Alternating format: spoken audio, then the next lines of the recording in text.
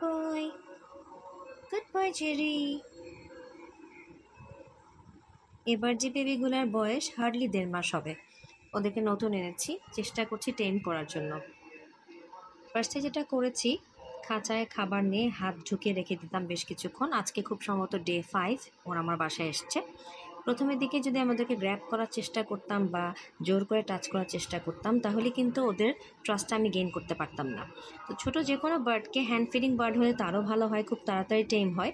আর hand feeding bird না হলে 1.5-2 মাসের বাচ্চাকে আনলে পরে তখন যেটা করতে হয়, প্রথমে খাঁচার মধ্যে হাত দিবেন, খাবার নিয়ে রাখবেন, আস্তে আস্তে তারা আপনার হাতের সাথে পরিচিত হবে, খাবে হাতের থেকে। আর তখন যখন নিজে থেকে ওরা আপনার হাতে আসবে, তখন আপনারা এরকম করে আস্তে আস্তে চিকের মধ্যে আদর করবেন। দেখুন ও কিন্তু সরে যাচ্ছে না, হালকা হালকা ভয় এখনও পাচ্ছে, কারণ আজকে মাত্র 5 দিন, কিন্তু সে সেরকমভাবে আমাকে ভয় পাচ্ছে না, কারণ আমি তার ট্রাস্টটা গেইন করতে পেরেছি। যে কোনো বার্ডকে টেম করতে হলে কখনোই কিন্তু গায়ে হাত দিবেন না জোর করে, বা শুরুতেই ধরতে যাবেন না কখনোই। এই ভুলটা করলে সহজে ট্রাস্ট গেইন করা পসিবল হয় না এবং টেম হয় না খুব একটা ভালো মতো। দেখি ট্রাই করে সে আমার হাতে আসে কিনা। এর নাম দিয়েছি টম।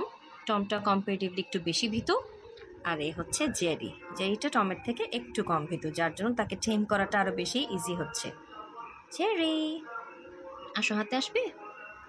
স্টেপ আপ, ওঠো, হাতে আসো, আসো আসো বাবা। Good bird, good boy. দেখুন মাশাআল্লাহ, সে আমার হাতে চলে আসছে।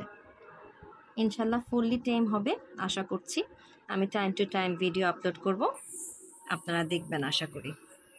ভালো থাকবেন সবাই, আল্লাহ হাফেজ।